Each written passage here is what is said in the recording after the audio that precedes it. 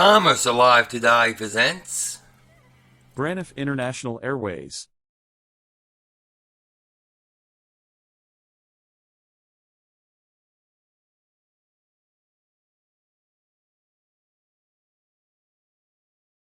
On April 26, 1926, Paul Revere Braniff incorporated Braniff Airlines Incorporated with the Oklahoma Secretary of State, but it was not used for airline operations and was eventually dissolved. On May 29, 1928, insurance magnate Thomas Elmer Braniff financed and founded an aviation company with his brother Paul, called Paul R. Braniff Incorporated, doing business as Tulsa Oklahoma City Airline. On June 20, 1928, service began from Oklahoma City to Tulsa using a single-engine 5-passenger Stinson Detroiter registered as NC 1929 on June 20, 1928. Paul Braniff acted as pilot of the first flight with one passenger on board. The flight operated normally to Tulsa but was delayed for the return trip by thunderstorms in the Tulsa area. The Braniff brothers remained a part of the company as the ownership was transferred to Universal Aviation Corporation in April 1929. With the purchase of the company by Universal, the entity began operating as Braniff Airlines Incorporated. Universal was a conglomerate of smaller airlines and railways that planned a southern U.S. coast-to-coast air and rail service. In early 1930, the company was purchased by the Aviation Corporation Holding Company, which other holdings included the predecessors of American Airlines.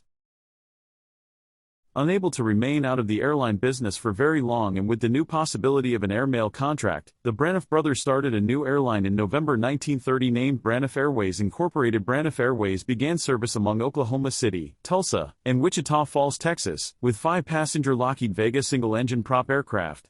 Service expanded throughout 1931 to include Kansas City, St. Louis, and Chicago, but the company briefly shut down to reorganize in 1933. With the help of its employees, who agreed to work without pay, the company was airborne again, and in less than a year their hard work would pay off. Braniff's survival was assured when Paul Braniff, then general manager, flew to Washington, D.C., to petition for the Chicago-Dallas Airmail Route 9. The United States Post Office granted Braniff its first airmail route in the wake of the 1934 airmail scandal.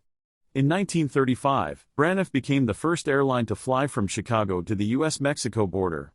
Paul Braniff left the airline in 1935 to pursue other interests and to tour South America for Braniff's eventual service to the region, but Tom Braniff retained control of the carrier and hired Charles Edmund Beard to run day-to-day operations.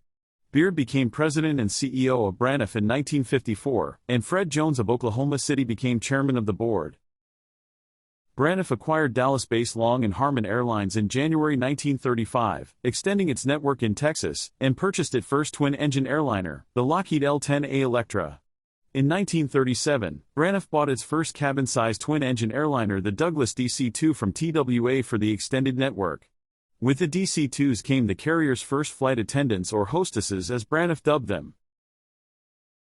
Braniff Airways acquired Fort Worth, Texas-based Bowen Airlines, which was headquartered at Meacham Field, in January 1936. Bowen flew from Chicago to Houston via St. Louis, Springfield, Tulsa and Dallas, from Dallas to San Antonio with stops in Fort Worth and Austin, and from Fort Worth to Houston via Dallas. Bowen did not have any of the coveted airmail contracts, and its reliance on passenger revenue caused financial strain, leading to the merger with Braniff. Bowen's slogan was "From the Great Lakes to the Gulf," which became the Braniff motto after the merger. Bowen had a fleet of Vultee V1As, Lockheed Vegas, and Lockheed Orions built to Bowen's specifications. During the war, Braniff remanded much of its new 21-passenger Douglas DC-3 fleet to the United States Army Air Force. The DC-3 had just entered the fleet in December 1939. All of the airline's DC-2s were given to the military for wartime service and none were accepted back into the fleet at the end of the war. Besides offering its aircraft to the United States military, it also leased its facilities at Dallas Love Field to the military, which became a training site for pilots and mechanics. Braniff was given a contract to operate a military cargo flight between Brownsville, Texas, and Panama City/Balboa City, in the Canal Zone. The route was called the Banana Run because Braniff's pilots made agreements with the banana producers in Panama to move their bananas to the United States to sell. Because of the war, they could not fly their produce out of the country, but Braniff devised at least a small way to assist the growers. Because of Braniff's superb service during the war and over the Banana Run, the airline would be rewarded with a significant International Route Award just a year after the war ended. Thomas Elmer Braniff created a Mexico-based airline, Aerovías Braniff, in 1943. Service began in March 1945, after the carrier received its operating permits from the Mexican government. Aerovías Braniff operated from Nuevo Laredo, Mexico, to Monterrey and Mexico City. The new company, owned by Mr. Braniff, had three 21-passenger Douglas DC-3s that had been allocated to the carrier from the United States War Surplus Administration in February 1945. Mr. Braniff had applied to the Federal Civil Aeronautics Board for authority to merge Aerovías Braniff with Braniff Airways Incorporated. However, the Mexican government suspended Aerovías Braniff's operating permits in October 1946, under pressure from Pan American Airways Incorporated, and merger of the two carriers was not approved by the CAB. Braniff was allowed to operate a charter service in Mexico for a brief period in 1947, but that was also discontinued and service was not commenced again until 1960. After World War II, on May 19, 1946, the Civil Aeronautics Board awarded Braniff routes to the Caribbean, Mexico, Central, and South America, competing with Pan American Grace Airways.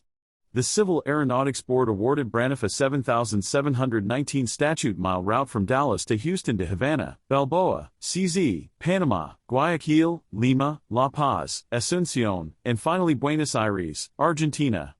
At that time, the airline changed its trade name to Braniff International Airways, and flights to South America via Cuba and Panama began on June 4, 1948, with a routing of Chicago, Kansas City, Dallas, Houston, Havana, Balboa, CZ, Guayaquil and Lima. After construction in remote regions of Central and South America, the route was then extended in February 1949 to La Paz and in March 1949, to Rio de Janeiro, Brazil. Douglas DC-4s and Douglas DC-6s flew to Rio. Initially DC-3s flew Lima to La Paz. Braniff was the first airline authorized by the CAB to operate HOTO or jet-assisted takeoff aircraft at La Paz. Service was extended in March 1950 from La Paz to Asunción, Paraguay, and in May 1950 to Buenos Aires, Argentina. Argentine President Juan Perón and his famed wife Evita Perón participated in the festivities at Palace Casa Rosada in Buenos Aires. In October 1951, departures from Dallas became daily, 3 a week to Buenos Aires and 4 to Rio. In October 1951, Braniff flew to 29 airports in the U.S., from Chicago and Denver south to Brownsville, Texas, to Central America, Cuba, and South America. After months of negotiations, Braniff acquired Midcontinent Airlines, a small Kansas City-based trunk line, on August 16, 1952. The merger added numerous cities, including Minneapolis/St. Paul, Sioux City, and Sioux Falls in the north, Des Moines, Omaha, and St. Louis in the Midwest, and Tulsa, Shreveport, and New Orleans in the south. The acquisition of the Minneapolis/St. Paul to Kansas City route with stops in Des Moines and Rochester, Minnesota was of particular interest to Braniff, as Midcontinent had been awarded this route instead of Braniff in 1939. After the merger, Braniff operated 75 aircraft and over 4,000 employees, including 400 pilots. In 1955, Braniff was the 10th largest U.S. airline by passenger miles and 9th largest by domestic passenger miles. With the addition of the South America route system, merger with Midcontinent Airlines, and reduction in mail subsidy on the Midcontinent system, Braniff International Airways recorded a $1.8 million operating loss during 1953. Aircraft that were scheduled to be disposed of offset the loss, and the company recorded a meager $11,000 net income. An increase in mail subsidy, requested by Mr. Braniff before his death, was granted in 1954, and the company returned to profitability. On January 10, 1954, Braniff founder Thomas Elmer Braniff died when a flying boat owned by United Gas crash-landed on the shore of Wallace Lake, 15 miles outside of Shreveport, Louisiana, due to icing. According to information from Captain George A. Stevens, Mr. Braniff was on a hunting expedition with a group of important citizens of Louisiana. They were returning to Shreveport from a small duck hunting lake near Lake Charles, Louisiana, in a Grumman Mallard aircraft with no de-icing system. The wings iced up on approach to landing in Shreveport, and the plane lost altitude. One of the wings hit cypress stumps and the plane crashed against the shore. It caught fire and all 12 lives aboard were lost. Braniff Executive Vice President Charles Edmund Beard became the first non-Braniff family member to assume the role of president of the airline after Tom Braniff's death. Beard gathered Braniff employees together at the Braniff hangar at Dallas Love Field on January 18, 1954, to announce that the airline would move forward and assured the public that the airline would continue. Paul or Braniff died later that year of cancer. Tom Braniff's wife, Bess Braniff, also died in August 1954. Tom's son, Thurman Braniff, was killed in a training plane crash at Oklahoma City in 1937, and his daughter Jean Braniff Terrell died in 1948 from complications of childbirth. Beard led Braniff into the jet age. The first jets were four Boeing 707-227s, a fifth crashed on a test flight when still owned by Boeing. Braniff was the only airline to order the 707-227. In 1971 it sold them to British West Indies Airways, an airline based in the Caribbean. Boeing 720s were added in the early 1960s. In 1965 Braniff's fleet was about half jet, comprising 707s, 720s and British Aircraft Corporation BAC 111 jetliners. The long-range Boeing 707-320C Intercontinental model was then introduced. However, the 707, 720 and 111 would all subsequently be removed from the fleet. Braniff's last piston schedule was operated with a Convair aircraft in September 1967 and the last Lockheed L-188 Electra turboprop service was flown about May 1969. In April 1964 Braniff made deposits on two Boeing 2707 supersonic transports, $100,000 per aircraft. This would give Braniff slots number 38 and 44 when the SST began production. President Beard said the two aircraft would be used on the carrier's U.S. to Latin America flights, where the Boeing 707 was performing satisfactorily. When this deposit was made, the SST program was being financed by the U.S. government, under an edict from President Kennedy. In 1971, Congress canceled the program, against the Nixon administration wishes. In 1964 Troy Post, chairman of Great America Corporation, an insurance holding company based in Dallas, purchased Braniff International Car Rental as part of an expansion of holdings and growth outside the insurance business. Braniff International were chosen after Great America CFO C. Edward Acker identified them as underutilized and undermanaged companies. Acker had stated in a 1964 study that Braniff's conservative management was hampering the growth that the jet age required, in part by purchasing planes instead of financing them, diverting working capital from growth initiatives. As part of the acquisition, Acker became executive vice president and CFO of Braniff. Troy Post hired Harding Lawrence, executive vice president of Continental Airlines, as the new president of Braniff International. Lawrence was determined to give Braniff a glossy, modern, and attention-getting image. Over the next 15 years, his expansion into new markets combined with ideas unorthodox for the airline industry led Braniff to record financial and operating performance, expanding its earnings tenfold despite typical passenger load factors around 50%. To overhaul the Braniff image, Lawrence hired Jack Tinker and Partners, who assigned advertising executive Mary Wells later Mary Wells Lawrence after her November 1967 marriage to Harding Lawrence in Paris as account leader. First on the agenda was to overhaul Braniff's public image including the red, white, and blue El Dorado Superjet livery which Wells saw as stayed. New Mexico architect Alexander Gerard, Italian fashion designer Emilio Pucci, and shoe designer Beth Levine were hired, and with this new talent Braniff began the end of the Plain Plane campaign. At Gerard's recommendation the old livery was dropped in favor of a single color on each plane, selected from a palette of bright hues like chocolate brown and metallic purple. He favored a small by logo and small titles. Braniff Engineering and Braniff's advertising department modified Gerard's colors, enlarged the by logo, and added white wings and tails. This, ironically, was based on the 1930s Braniff Vega schemes, which also carried colorful paint with white wings and tails. The new Jelly Bean fleet carried such colors as beige, ochre, orange, turquoise, baby blue, medium blue, lemon yellow, and lavender.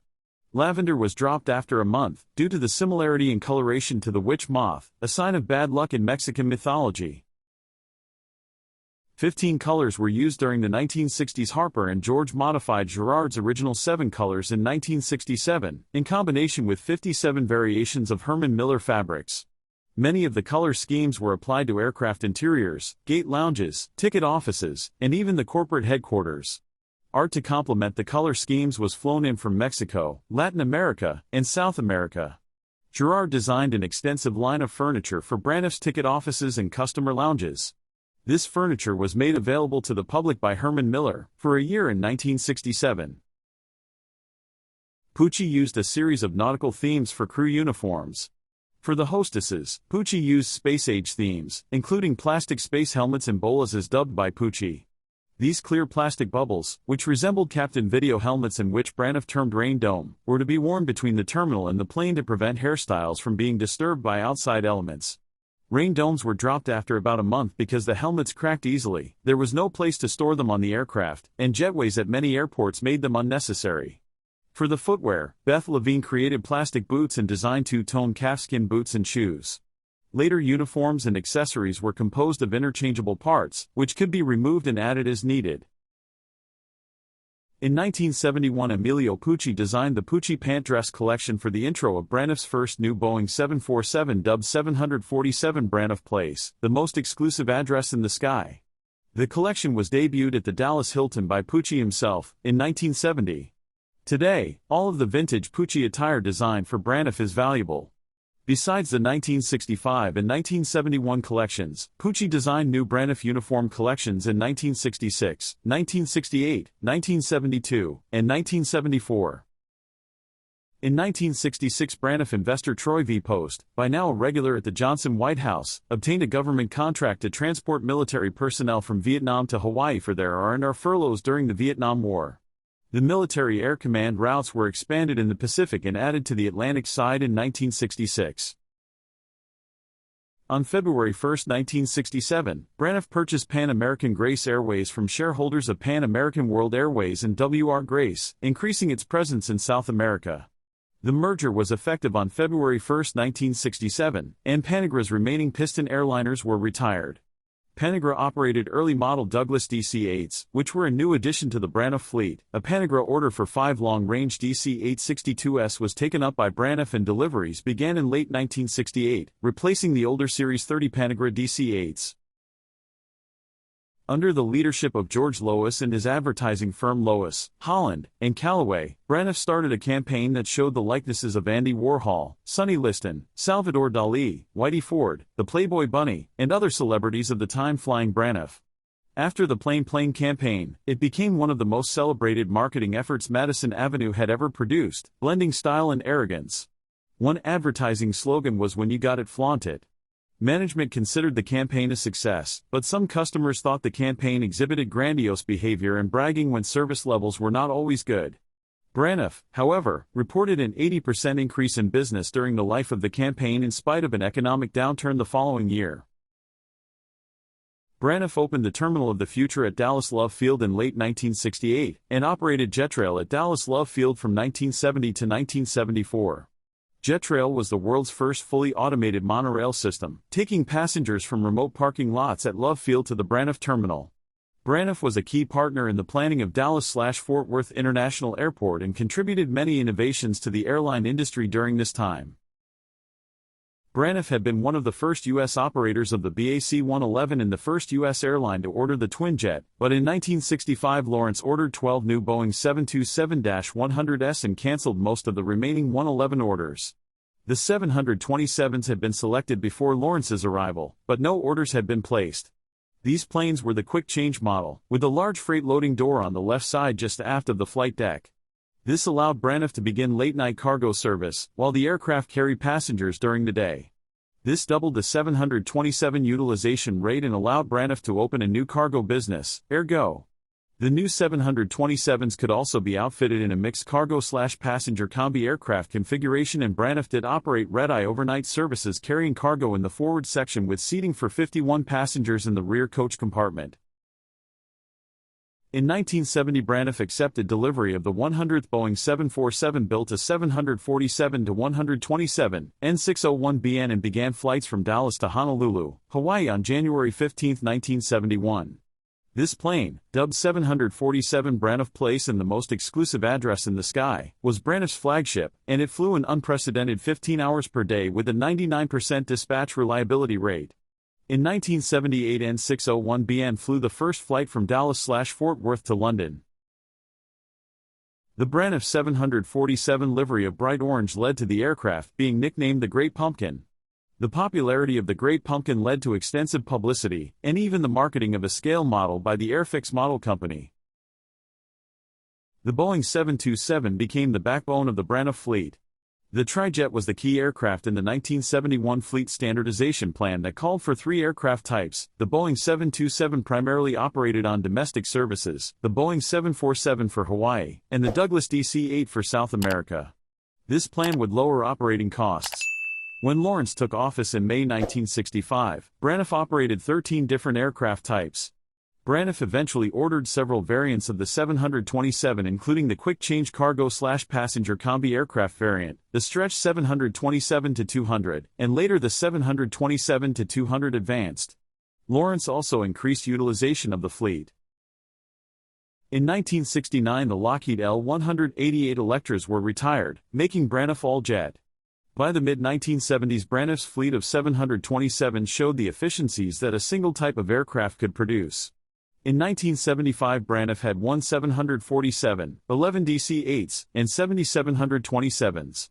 The Douglas DC-8s were aging, and there was speculation whether new Boeing 757s, Boeing 767s or Airbus A300s would replace the long-range DC-862s, which flew Braniff's South American routes, including nonstops from Los Angeles and New York City to Bogota, Colombia and Lima, Peru, as well as nonstops from Miami and New York City to Buenos Aires, with McDonnell Douglas MD-80s possibly being introduced on shorter routes.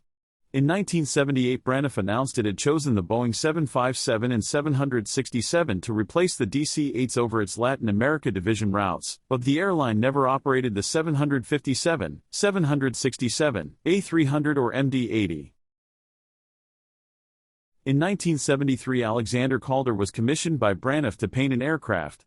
Calder was introduced to Harding Lawrence by veteran advertising executive George Gordon, who would eventually take over the Braniff advertising account. Calder's contribution was a Douglas DC-8 known simply as Flying Colors of South America. In 1975, it was showcased at the Paris Air Show in Paris, France. Its designs reflected the bright colors and simple designs of South America and Latin America, and was used mainly on South American flights. Later in 1975, he debuted Flying Colors of the United States to commemorate the bicentennial of the United States. This time, the aircraft was a Boeing 727-200. First Lady Betty Ford dedicated Flying Colors of the United States in Washington, D.C. on November 17, 1975. Calder died in November 1976 as he was finalizing a third livery, termed Flying Colors of Mexico or Salute to Mexico. Consequently, this livery was not used on any Braniff aircraft. In 1977, Braniff commissioned American couturier Halston to bring an elegant and refined feel to Braniff. The new ultra-suede uniforms and leather aircraft interiors were dubbed the Ultra Look by Halston, who had used the term to describe his elegant fashions. The Ultra Look was applied to all uniforms in the entire Braniff fleet, including the two Calder aircraft. The Ultra Look was an integral part of Braniff's New Elegance campaign, which was designed to show the maturing of Braniff, as well as the look and feel of opulence throughout the airline's operation. Halston uniforms and simple designs were praised by critics and passengers. In 1978, Braniff chairman Harding L. Lawrence negotiated a unique interchange agreement to operate the Concorde over American soil. Concorde service began in 1979 between Dallas-Fort Worth and Washington, D.C., with service to Paris and London on interchange flights with Air France and British Airways. Flights between Dallas-Fort Worth and Washington Dulles airports carried Braniff cockpit and cabin crews, while British or French crews flew across the Atlantic. Transfer of registration took place in Washington on each flight. Braniff became the registered operator of the planes while on U.S. domestic service, and the planes were physically renumbered with temporary adhesive vinyl. Registration was then returned to Air France or British Airways on the transatlantic leg. Over American soil, the Concorde was limited to Mach 0.95, though crews often flew just above Mach 1, the planes flew at Mach 2 over open water. Concorde service proved a loss leader for Braniff. Braniff charged only a 10% premium over standard first-class fare to fly the Concorde and later removed the surcharge altogether, but the 100-seat plane often flew with no more than 15 passengers. Meanwhile, Boeing 727s scheduled 5 to 10 minutes slower on the same route were filled routinely. Many postcards show a Braniff-painted Concorde, but the Braniff livery was never applied to the left side of any Concorde, and the aircraft remained in the colors of British Airways and Air France. Braniff ended Concorde flights on June 30, 1980. Until 1980, Braniff was one of the fastest-growing and most profitable airlines in the United States.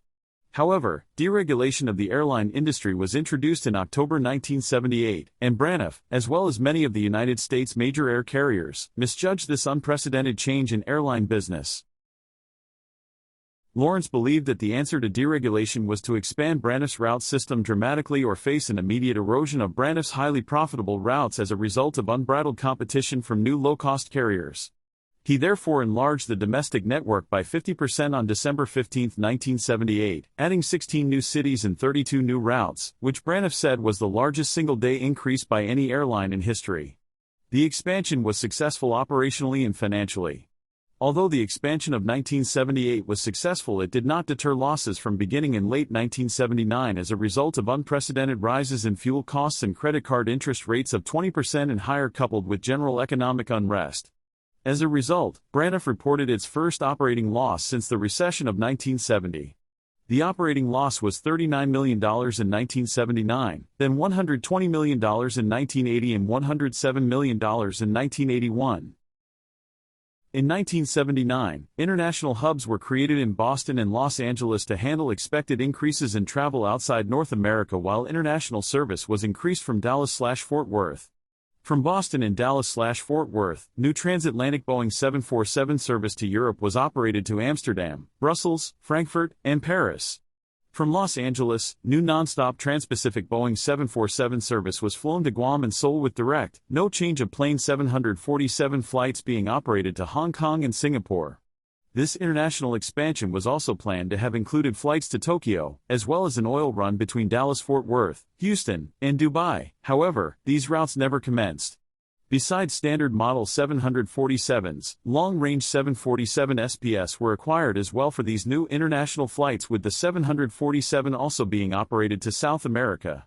Also in 1979, Braniff began operating non-stop flights between Honolulu and Guam, Los Angeles and Seattle, as well as one-stop service between Honolulu and Hong Kong via Guam, in addition to its long-running non-stop service between Honolulu and Dallas/Fort Worth. The main impediment to Braniff's expansion was fuel cost, which increased 94% during 1979. Some of the expected new business never materialized. 747 service from the new Boston hub did poorly, with the huge planes flying nearly empty. The expense of the new equipment and the new hubs increased Braniff's debt tremendously. In late 1978, Braniff moved to a sprawling new headquarters, Braniff Place, just inside the western grounds of the airport. The beautiful employee playground/administration/training facility was the first of its kind and was later used as the model for Google and Apple headquarters design. Braniff's subpar load factors, which were especially intolerable on the expensive to operate 747s, combined with record-breaking fuel cost escalations, unprecedented interest rates, and a national recession, produced massive financial shortfalls. These shortfalls led to creditors requesting the retirement of Harding Lawrence in December 1980. By 1981, all 747 service to Asia and Europe, with the exception of non-stop flights between Dallas/Fort Worth and London, had been discontinued, although Braniff continued to operate the 747 on international service to Bogotá, Buenos Aires and Santiago in South America, as well as on domestic flights between Dallas/Fort Worth and Honolulu. On January 7, 1981, the board of directors elected John J. Casey as president, chief executive officer and chairman of Braniff Airways Incorporated and Braniff International Corporation as a replacement to the outgoing and retiring Harding Lawrence. Former Braniff president Russ Thayer was elected as vice chairman of the board, William Huskins as executive vice president, Neil J. Robinson as executive vice president of marketing, and Edson Ted Beckwith as executive vice president of finance. John Casey expanded Braniff's capacity during the summer of 1981. An unforeseen strike by the Professional Air Traffic Controllers Organization caused delays and a decrease in traffic that created large losses for Braniff. Casey then implemented the Braniff Strikes Back campaign in the fall of 1981, streamlining the carrier's airfare structure into a simplified two-tier fare system. As part of this campaign, some Boeing 727s were divided into Braniff Premier Service and Coach Class. The remainder of the 727s were all coach class with reduced fares. The campaign was not successful, pushing Braniff's bread-and-butter business travelers over to traditional airlines with first class on all flights. In fall 1981, Braniff chairman John Casey was told by the Braniff board that a new president needed to be found to try to curb Braniff's mounting losses. Casey met with Southwest Airlines President Howard A. Putnam and offered him the Braniff executive position. Putnam accepted the offer, but he required that his own financial manager from Southwest Airlines, Philip Guthrie, be allowed to follow him to Braniff. Howard Putnam implemented a one-fare structure plan called the Texas Class Campaign. Texas Class created a one-fare, one-service airline domestically and removed first class from all Braniff aircraft. Only flights to South America and London, and to Hawaii, would offer full first-class services. In the program's first month in operation, December 1981, Braniff's revenues dropped from slightly over $100 million per month to $80 million. Braniff no longer had the revenue structure to maintain its cash requirements. In January 1982, Braniff recorded its first negative cash flow. Competition throughout the Braniff system, and increased service at Dallas featuring Worth International Airport by American Airlines and Delta Airlines, both of which operated hubs at DFW, caused further erosion in revenue. In early 1982, Braniff chairman Howard Putnam decided to sell the Latin American division. Negotiations had been underway with Pan American World Airways since early 1982, but the Civil Aeronautics Board would not approve sale to Pan Am because it felt that Pan Am would have a monopoly over other American carriers in the region. Pan American responded by offering to jointly lease the routes with Air Florida for 3 years at a price of $30 million. Pan American chairman, and former Braniff International president, Ed Acker had previously served as chairman of Air Florida before taking the leadership position at Pan American.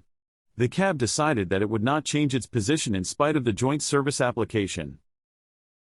Braniff International maintained that it was hemorrhaging cash and that it could not continue to operate the money-losing South American system. Braniff entered into negotiations with Eastern Airlines to lease the routes to the Miami-based carrier for $18 million effective June 1, 1982, for 1 year. On April 26, 1982, the Civil Aeronautics Board approved the Eastern/Braniff lease agreement in a 5-0 unanimous decision. Eastern Chairman Frank Borman reported that Eastern had paid Braniff an initial payment of $11 million with the remaining $7 million to be paid at the end of 1982. Eastern initially offered to lease the routes for $30 million for 6 years, but the CAB denied the request, stating that it was too long. Eastern had been trying unsuccessfully to obtain authority to fly to South America since 1938, and would operate 24 weekly flights from Miami, 2 from New York, and 1 from New Orleans to West Coast South American cities that Braniff mainly served. Under the agreement, Braniff International would retain service to Venezuela and American Airlines would serve Braniff's Brazilian services as required by a bilateral treaty between the United States and Brazil. Approval from South American governments for Eastern's 1-year lease of Braniff's routes would not be required according to United States officials. Braniff International lauded the CAB's quick decision, as the carrier had stated that because of its tenuous cash position that it might have to shut the routes down if an agreement was not approved. Braniff ceased operations on May 12 to 13, 1982, and Eastern took over the routes earlier than the planned June 1, 1982, commencement of service date. Eastern Airlines had reported losses for 1981 and felt that the purchase of Braniff's South America routes would help, but Eastern's financial condition worsened through the 1980s. Eastern never made a profit with their South American routes, due to the region's delicate financial situation at the time. On April 26, 1990, the United States Department of Transportation approved the sale of Eastern Airlines' Latin American routes to American Airlines for $349 million. Eastern had recently filed for Chapter 11 bankruptcy protection and planned to use the money from the route sale to repay creditors and regain its financial footing. The funds were placed into a special fund controlled by Eastern's creditors, who had recently ousted controversial chairman Frank Lorenzo, who took over the 60-year-old aviation legend in 1986. On May 11, 1982, Howard Putnam left the courtroom at the federal courthouse in Brooklyn, New York City after failing to gain a court injunction to stop a threatened pilot strike. However, Putnam was successful in obtaining an extension of time from Braniff's principal creditors until October 1982. The next day, on May 12, Braniff Airways ceased all operations, ending 4 years of service. Braniff flights at Dallas-Fort Worth International Airport that morning were suddenly grounded, and passengers were forced to disembark, being told that Braniff no longer existed. A thunderstorm provided an excuse to cancel many afternoon flights that day, although Braniff's legendary Boeing 747 Flight 501 to Honolulu departed as scheduled, with the crew later refusing to divert the flight to Los Angeles International Airport. The flight returned to DFW the following morning, the last scheduled Braniff flight. In the following days, Braniff jets at Dallas-Fort Worth sat idle on the apron by Terminal 2 Watts. The Douglas DC-8-62 fleet was flown from Miami to Dallas Love Field and stored until new owners could be found. In 1984, the Hyatt Corporation reorganized Braniff Incorporated's successor Braniff International Corporation, the holding company of Braniff Airways Incorporated, and the airline flew once again using the Braniff name. J. Pritzker, of Hyatt Hotels, masterminded the reorganization of the original Braniff International Airways and successfully brought the airline out of bankruptcy on December 15, 1983. The new entity was commenced with a total capitalization of $100 million, $70 million from Hyatt and $30 million in Airways assets and virtually no debt. Braniff Airways incorporated in Nevada, in November 1983, was then changed to Dalford Corporation, and a new Braniff Airlines subsidiary, named Braniff Incorporated, was formed. Hyatt Corporation owned 80% of the newly formed Dalford Corporation, and Braniff Incorporated was created as a wholly owned subsidiary of Dalford. Ron Ridgway was named president. In June 1982, a trust was created to protect the interests of Braniff Airways and Braniff International Corporation senior creditors. James W. Terrain of the Wilmington Trust Company were both assigned as trustees of the newly formed BRNF Liquidating Trust. The BRNF Trust took control of certain Airways aircraft that had been used as collateral against Airways and Corporation's debt. BRNF Trust leased 30 Boeing 727-200 series trijet aircraft to the new Braniff Incorporated in December 1983. These aircraft were used to launch the new Braniff on March 31, 1984. On Thursday, March 1, 1984, Braniff, the successor to Braniff International Airways, and Braniff International Corporation, inaugurated service from its Dallas/Featuring Worth Airport hub to 18 major U.S. cities. It was the largest single-day successful airline startup in U.S. history. Braniff International Chairman Howard Putnam had demonstrated his sentiment towards the Braniff brand in June 1982 when he declared, "Braniff will not fly again. Go find another job." The Braniff family took Mr. Putnam's advice and embarked on a plan to create a new Braniff. They started their own airline literally from the ground up. Braniff International Airways ceased air carrier operations on May 12 to 13, 1982, and 22 months later a new reborn Braniff Incorporated was launched. It was a long and hard-fought battle to put Braniff back into the air. The management at Braniff Airways was not interested in launching a new Braniff but preferred to retire the Braniff name and find a merger partner or a buyer for Airways assets. Initially, in October 1982, a planned merger between Airways and Pacific Southwest Airlines was proposed. PSA wanted to begin a low-cost, no-frills carrier in Texas with DFW as its base, and the assets of Airways looked to be a promising way to achieve this goal. The new PSA Braniff would be operated as a separate entity and would become known as Pacific Southwest Airlines. The new entity would use some former Braniff employees and operate a select number of Airways Boeing 727-200 jetliners. The plan met with resistance from Airways labor groups but most importantly from the Federal Aviation Administration, which was not pleased with the acquisition of Braniff Airways landing slots at various proposed airports of service. The deal quickly fell through and Airways began searching for another merger partner. However, retired Braniff Airways pilots Captain Jack Morton and Captain Glenn Shoup proposed launching a new Braniff that would operate on its own under the famed and well-known Braniff moniker. The two pilots created a business plan that said the new carrier could operate Boeing 727-200s at 5 cents per available seat mile. Initial offering of the prospectus drew little interest, but Captain Shoup contacted Dallas businessman Bruce Ledbetter, who contacted Hyatt Hotels chairman J. Pritzker.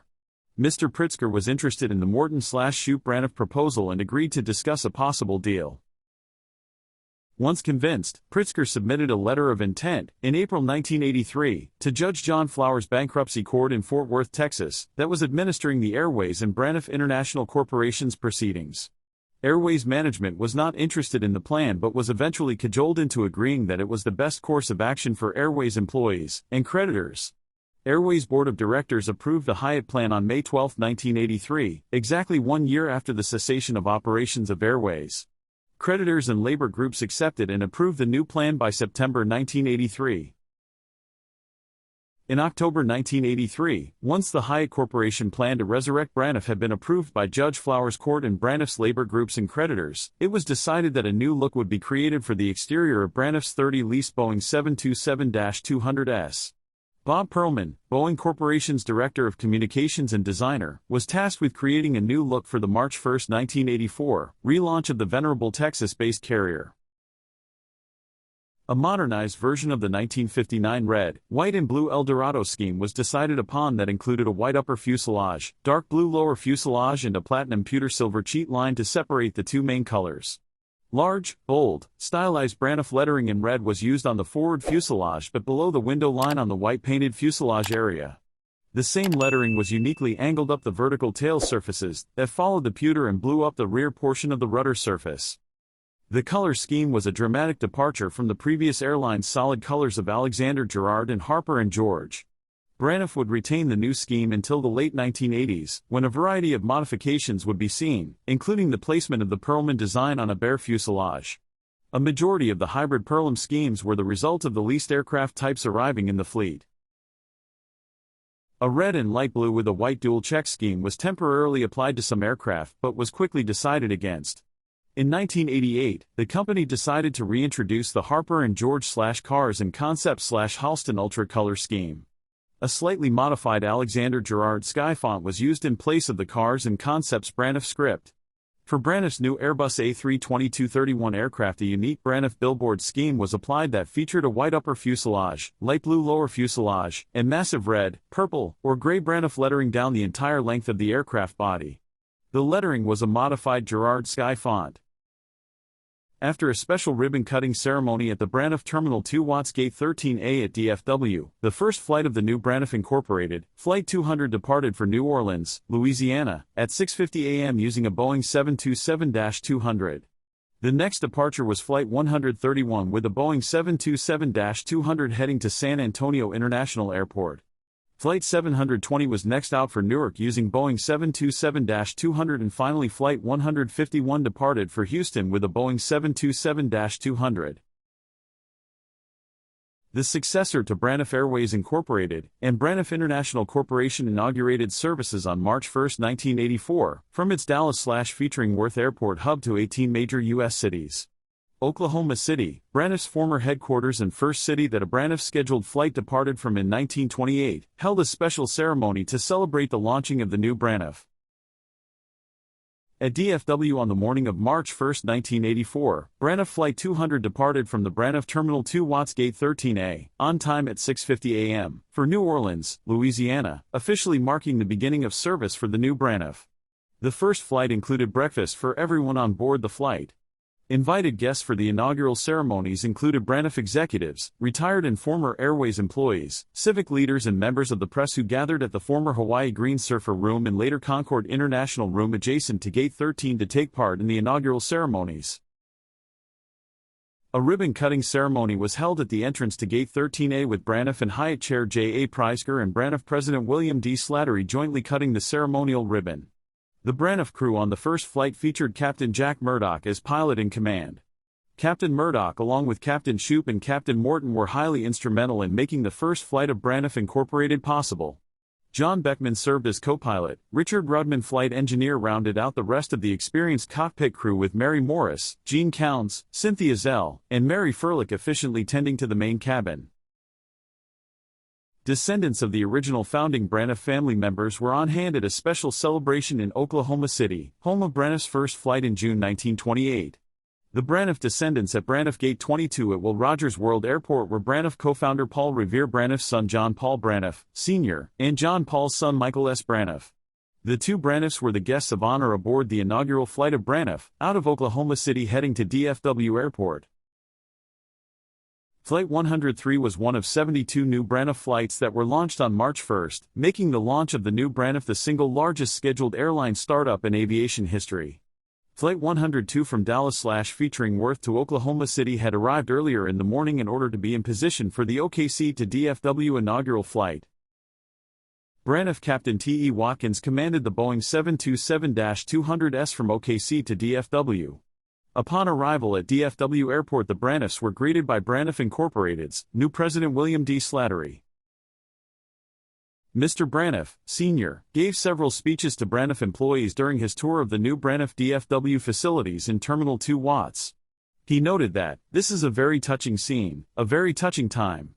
Mr. Braniff's son Michael, Spartan School of Aeronautics Aircraft Maintenance Technician Program graduate 1982, Tulsa and a student at University of Central Oklahoma, said that he would definitely get an A in history this semester. Braniff, Sr., was highly impressed with the special Braniff champagne bottles, specially made for the inaugural day celebration, that bore his surname. In a move to cater specifically to the business traveler, Braniff created the Braniff business cabin concept that called for a movable partition to be installed in the aircraft to divide up the two sections that would be installed on its aircraft. Business cabin was placed in the front portion of the aircraft where all full coach-paying passenger will be seated. Braniff noted that it was not uncommon for a full coach fare passenger to be seated next to a leisure passenger who might have paid 50% less or more for his fare. The leisure traveler was able to take advantage of 7-day advance fares or stay over a Saturday night, which lowered their fare considerably. Braniff's business cabin eliminated this disenfranchisement of the full coach fare-paying passenger. Business cabin service reflected the higher coach fare that was paid by business travelers. With the movable partition, which was the first use of a movable bulkhead in the airline industry, allowed Braniff to adjust the sections of the aircraft to passenger loads and fare types. Braniff business cabin service was in the manner of first class and offered improved service levels in all customer service areas, including improved in-flight meal service.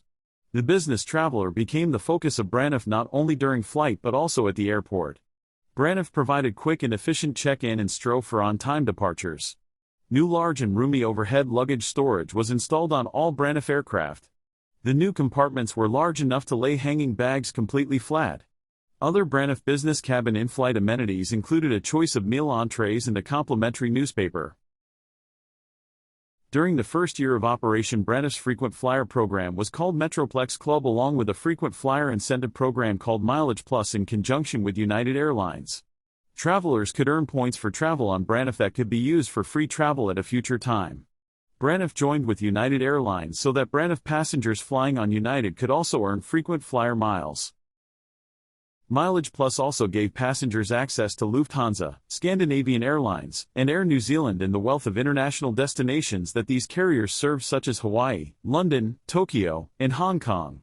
Braniff travelers could also access cruise travel on Royal Viking to the Caribbean. In January 1988, Braniff changed the name of its frequent flyer program to Get It All. The new program was aimed at the higher-yield business travel market and featured an 18-month rolling award program. Travelers could only use their awards within 18 months of it being earned. A sizable increase in available awards along with free travel and vacation packages were key features of the enhanced Braniff Get It All frequent flyer program. Braniff Incorporated moved its administrative offices into the former Dallas Love Field headquarters of Braniff International Airways, located at 7701 Lemon Avenue in the city of Dallas, although the airline actually served the area via the Dallas/Fort Worth International Airport. Braniff's initial plan to emphasize top-line service to business travelers was not successful, as it lost a large amount of money during its first 6 months of operation. In September 1984, a strategic change was made to Braniff's business model that included a single class of service and low fares. Braniff's slogan "Best Low Fare in the Air" reflected its vision of offering low-cost, unrestricted fares on every flight, every day. All seats on the planes were leather and only one class of service was offered. There was no business or first-class section. By 1988, Braniff had chosen Kansas City International Airport as its main hub and was operating over 70 flights per day out of Kansas City. Actor Wilford Brimley became something of a spokesperson for the airline with his "Dance with the One That Brung You" commercials. According to the airline's September 1, 1989 system timetable, Braniff was serving 40 airports in the U.S. and the Bahamas with mainline jet service. Nassau was the airline's only international destination at this time. Additional destinations were served from Kansas City by regional air carriers Air Midwest and Midcontinent Airlines, which utilized turboprop and prop aircraft to provide connecting feeder service via respective code-sharing agreements.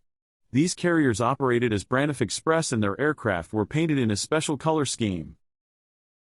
In October 1987, Braniff leased 10 Boeing 737-200s from Polaris Aircraft Leasing to supplement its Boeing 727s and indicated it was interested in struggling Orlando-based airline Florida Express. Braniff soon announced that it was making an offer to acquire Florida Express outright. On April 19, 1988, Florida Express became a wholly owned subsidiary of Braniff after the deal was approved by a majority of Florida Express stockholders. Braniff assumed operation of its routes and its British Aircraft Corporation BAC-111 twinjet aircraft, some of which were the same aircraft that BIA, the first U.S. operator of the type, had disposed of in the 1960s. The former Florida Express hub at Orlando International Airport, with over 30 flights per day, became a secondary hub for Braniff.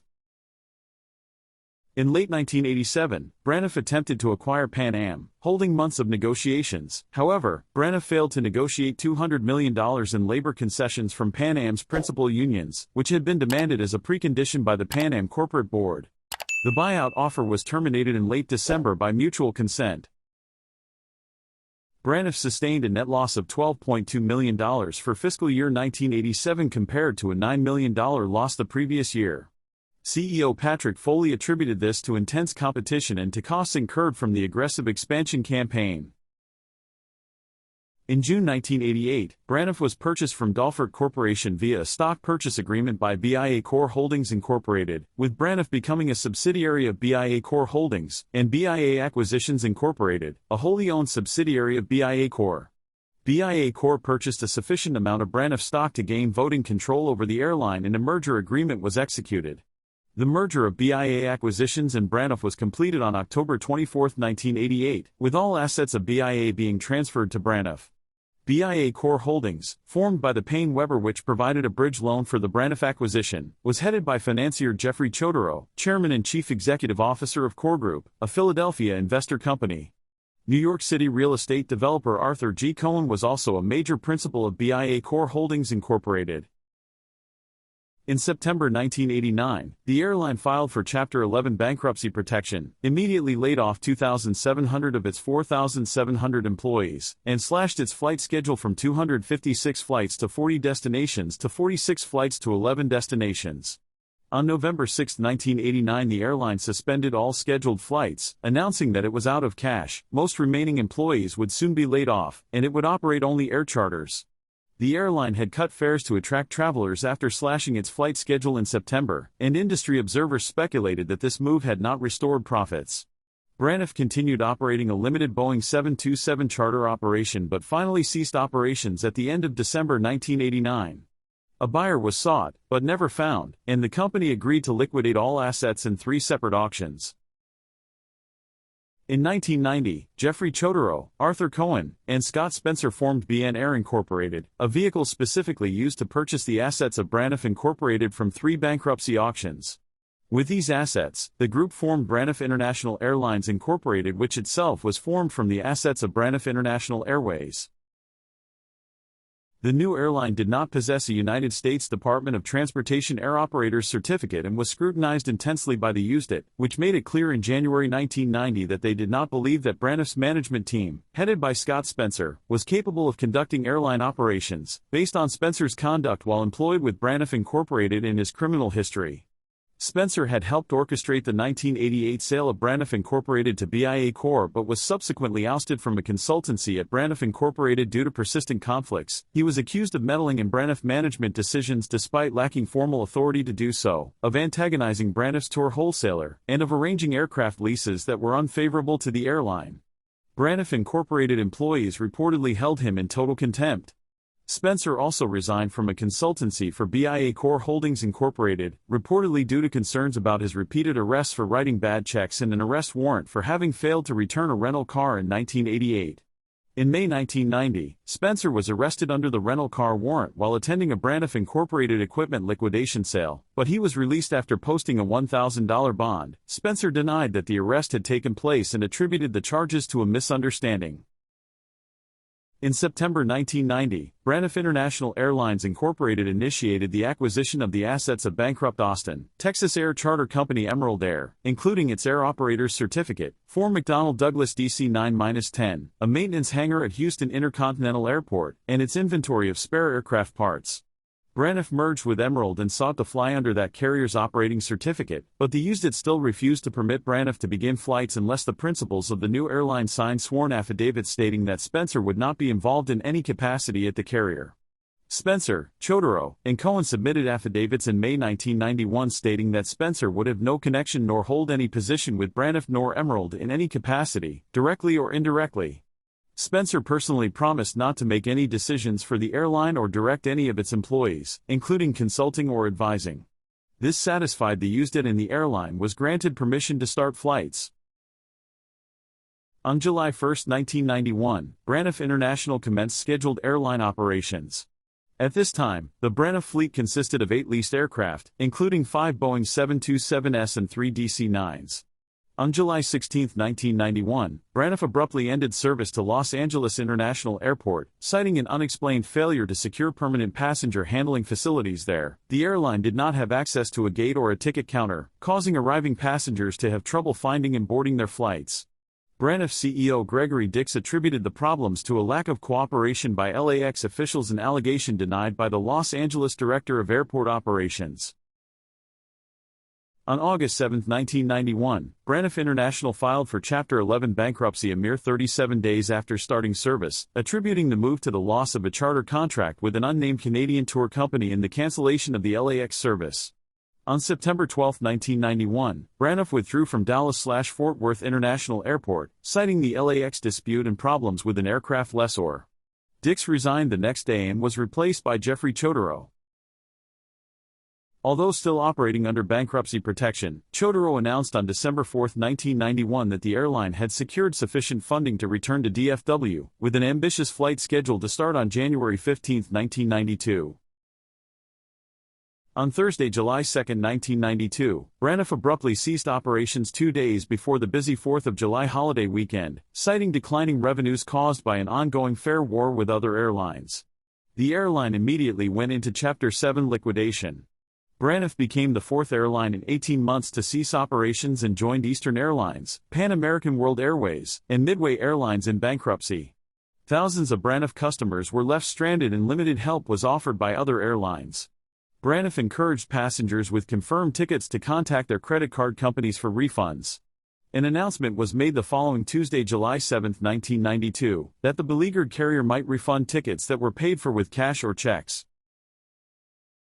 Continental Airlines and United Airlines waived their standard 14-day advance purchase requirement for Braniff ticket holders. America West offered to fly Braniff's customers on a standby basis for $75. American Airlines and Delta Airlines did not offer assistance and announced that they would not take Braniff tickets. Braniff management cited intense competition and fare wars initiated by Northwest Airlines and American as key reasons for the unannounced shutdown. Buying tickets on Braniff required calling the airline or visiting a ticket counter, as the carrier was not part of a large airline reservation system. Because of this, tickets could not be purchased at travel agencies. 3 other airlines were reorganizing under bankruptcy protection when Braniff ceased operations and included America West, Continental, and Trans World Airlines. A nationwide recession exacerbated Braniff's as well as other carriers' financial problems. In early 1992, the Federal Aviation Administration and USDIT were informed that Spencer was secretly being paid by Braniff, and that the airline's corporate officers were engaging in a money laundering scheme designed to conceal this from the airline's creditors, the bankruptcy court, and the USDIT, which had secured the earlier affidavits promising Spencer's non-involvement in the company's corporate affairs. Chodorow submitted another affidavit claiming that the pledges made in the May 1991 affidavits had not been violated. Investigators eventually determined that Spencer had been heavily involved in the operations of the airline, and had been paid $351,411 in secret kickbacks from commissions paid to an advertising agency, whose owner was granted immunity in return for his testimony against Spencer. On July 19, 1994, Jeffrey Chodorow and Scott Spencer were indicted for bankruptcy fraud, fraudulently concealing the bankrupt airline's property from creditors, defrauding the USDIT during the airline's certification, and obstructing a pending proceeding of the agency. In a plea bargain, the U.S. government dropped the bankruptcy fraud charges against Chodorow, in return for his guilty plea to the USDIT charges.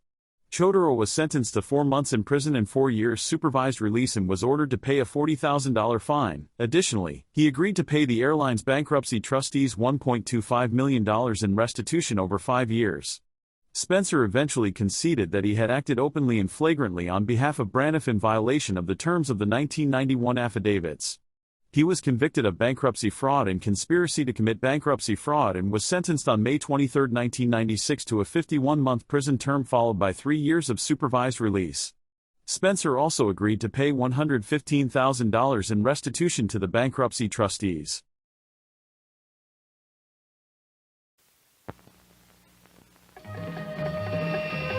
The things you are about to see won't look familiar because they haven't happened yet. The supersonic jet will change everything you know about flying.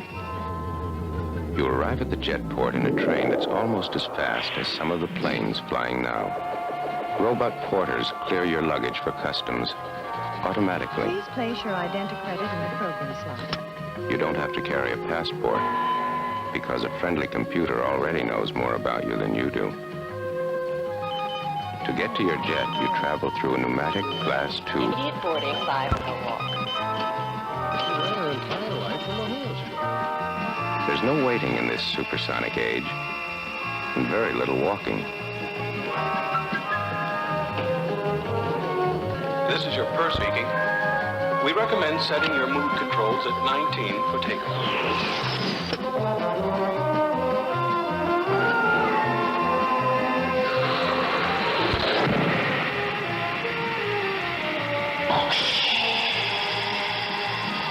The supersonic is equipped with all the modern conveniences. An electronic valet to clean and press your clothing. A video phone to keep you in touch with home. We're almost a Lima. There's even something new for a headache. And when you're hungry, you don't have to push a hostess around. Just a button.